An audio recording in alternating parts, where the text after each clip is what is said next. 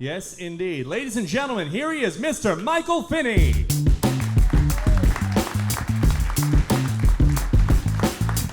All right. Thank you very much. It's a pleasure to be here. Nice to see you folks up and around. I'm serious. I am the elder statesman of this group. So I can talk to you because I want to learn all I can about how I get to where you are. There's a point in your life where don't you start thinking about the afterlife? You do. I've lived in Phoenix now for 40 years, so the thought of going to hell no longer frightens me at all. Yeah, it's going to be a dry heat. And that's the amusing part, and we all laugh, because that's what it's all about in Arizona. No matter where you go, first thing out of a person's mouth. You live in Arizona, not even hot, just dry out there in the desert. 122 degrees, but that's a dry heat, isn't it? Yeah, it's like the inside of your oven there, butthead. I don't see you and your family picnicking in there on the 4th of July. There are times in Phoenix it'll get so hot people don't even sweat. They just burst into flames. Just, what was that, Tommy? People always seem to wonder why the little road runners are so fast. They don't have any shoes. You put me in the desert with no shoes, I'm a lot faster than you think I am. Except I wouldn't be going meep meep. I'd be going ooh ee, ow, ow, ow. I gotta find some shoes. So I stay out of Phoenix during the summer months. I like to go up to Las Vegas, a little cooler climate. All right, we got some geography majors here tonight. A couple of you get home, look at a map, have to laugh all by yourself. I love Las Vegas. It's a love-hate relationship. I truly do. And it's just the thought of still being able to win some money. I would like to win some money for no apparent reason, and I don't want to win a lot of money. I just want to win my money back from previous attempts. I'm pretty sure it's a small mobile home of some kind. I tried every game up there. Craps. There's a game I thought I would fit right into. It's a very male-oriented game. And I don't mind telling you, the only reason I'd say that out loud is because anytime you get a bunch of guys huddled up in a circle and they're all screaming and yelling at one guy doing this, I'll tell you that right now, I don't want any part of that. If I'm a woman, no thanks, really, no thank you. And I'll tell you, the first time I played the game, I found out it's not necessary to throw all 5 dice at the same time. Little guy next to me said it wouldn't have been so bad if I hadn't yelled out, Yahtzee. I know where you people live, I really do. Let me tell you something honestly. If you've lost dollars while gambling, don't try to lure them back with quarters. But we've all tried that, myself included. After the little fiasco at the crap table, I'm across the street playing a quarter slot machine. In no time at all, I managed to lose $120. And I'm sitting there thinking to myself, because I'm pretty intellectual when I'm all alone. Can you lose something if in fact you know where it is? And my money was right in there.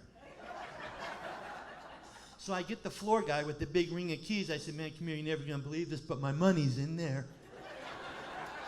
Yeah, I don't know what I was thinking. If you'll just open the door that much, we could look inside. I bet it's right on top. He said, sir, I can't do that, but I'd like to get you a complimentary cocktail. So apparently I'm thirsty and I don't even know it. And I said, well, thank you very much. That's very kind. Make sure it has 2 straws, because I suck. And that's the hook. They want to get you drunk so you don't realize you're losing your money. I knew I was losing my money before I got drunk. That's the whole reason I got drunk. And now I'm a drunk with an attitude. Jack Daniels and I have been discussing this for well over an hour now. He's done most of the talking. But we've decided we want my money back. So I need to stop pressing the little buttons. I need to get a hold of that lever, and I need to jack some 7s up from the bottom. I need to rip some cherries off a tree.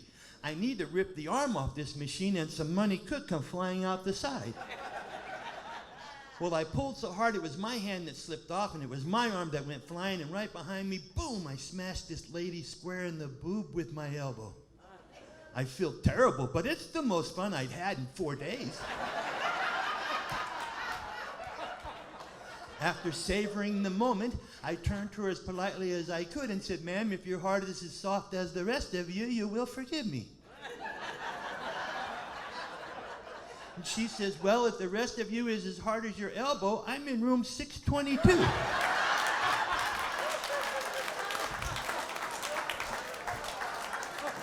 Well, we can all relax now, can't we? Just found the level of this audience. I tell you, I'm having such a good time these days. Been traveling around quite a bit, you know. Traveling's not easy. It's not as easy as it used to be. But I think the reason I bring it up is because things are starting to irritate me. And I understand why, as you get older, you get a little grumpy. You're kind of tired, kind of fed up with it. Let me give you an example. First of all, the older you get, the slower you move. The slower you move, the more things you notice. Not all these things are happy things. I want to know why hotel curtains never close all the way. What happened from here to here that they couldn't get to there? This is total darkness. This is the curtain concept. This is a whole lot of sunshine. I could have slept outside if I wanted this effect. If you ask me, it's the same people that make hospital gowns. Because this is a whole lot of sunshine right there. That's what that is. I want to know whose idea was single-ply toilet tissue. That's all I got to say about that. I'm sure you have your own thoughts on your own personal experiences. What is this area that you live in? What do they call this? They got a bunch of them all over the state, don't they? Pebble Creek. Well, different retirement villages, different for the active adult leisure life. Come on, these are nothing more than holding areas. They want to get you all grouped up into one place, so they only got to drive all over town to pick you up. Anytime there's an ambulance at the end of the block and the motor's running, there's going to be a yard sale on the weekend. That's where I got this shirt. This guy was from Boca. What I'm alluding to is our society is rather cruel, if not disrespectful, to the aging adult activity people. People like you, people like me. For instance, society thinks that older people drive slow on purpose. Do you believe that? Nah, hell no. When you left your house, you had a destination in mind.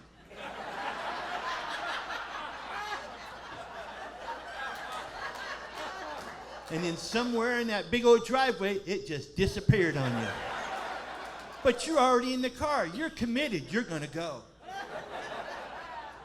And why would you be speeding if you didn't know where it was you was wanting to speed to?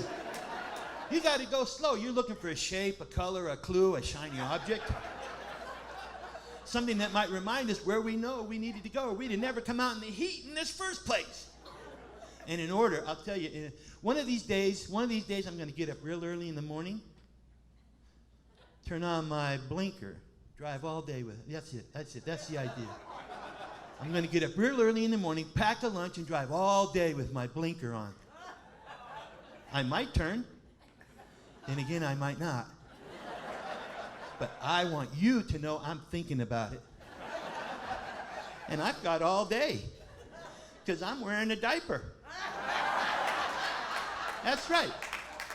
Rest stops aren't a big priority for me anymore. Quite frankly, I could piss away the day and you'd know nothing about it. And I'm pretty sure if my grandparents had had diapers, they wouldn't have had plastic seat covers on every piece of furniture they owned. Oh, geez, aren't you glad that little mystery's been solved? I'm having a lot of fun, but as you know, I only have X amount of time up here because there's a bunch of other people that want to come up and entertain you. And I just want to see if I don't. Shoot. Man, time flies. Quickly, we'll do something real quick for you. Just something that may be amazing. How fast, sir, can you get on stage? Okay, because I asked, because you might have a bum knee. This gentleman right here, you look, yeah. What is your name? Wes. Oh, okay, great.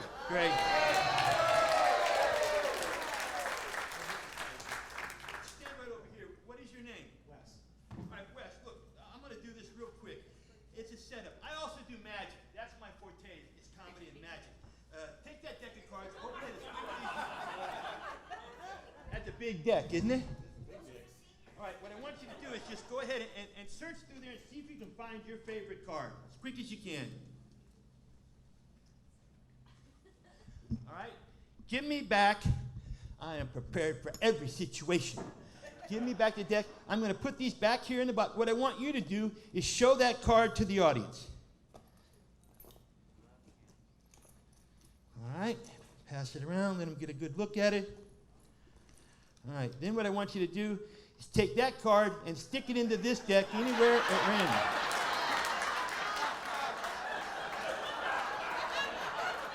All right. Okay. All right, it's a ridiculous trick. I've done it for the cheap laughs, and you folks have been very gracious. So now that I have you just whipped up into a frenzy, what do you say we continue on in this carnival-like atmosphere? Sir, you were terrific to come up here, and I just want you to get back to your seat safely. Yeah, we could have done this from down there. There's stairs right there. Last thing I want to do is go long, so I'll do one. There's so many different types of magic. It would be impossible for a magician to demonstrate half in one evening. But I'm going to tell you, one of my favorites is mentalism. And this is the art of being able to read someone else's mind. I find it to be most fascinating because I'm for certain every one of you here in this room at one time or another would have given anything to have been able to have read someone else's mind, if for nothing more than a simple yes or no.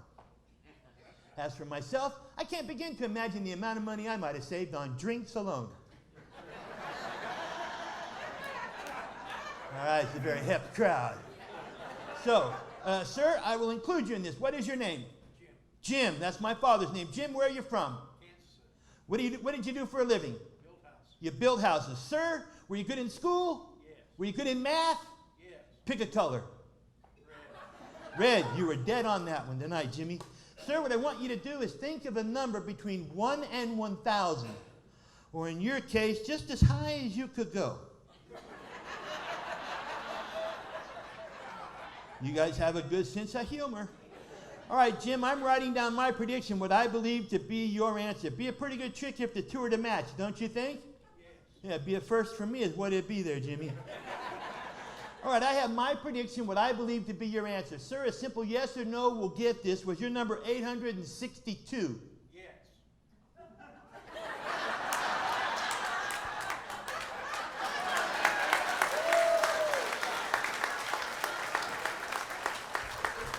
Just like we rehearsed it there, Jimmy. Let's do this again sometime. Thank you all very, very much. Good night.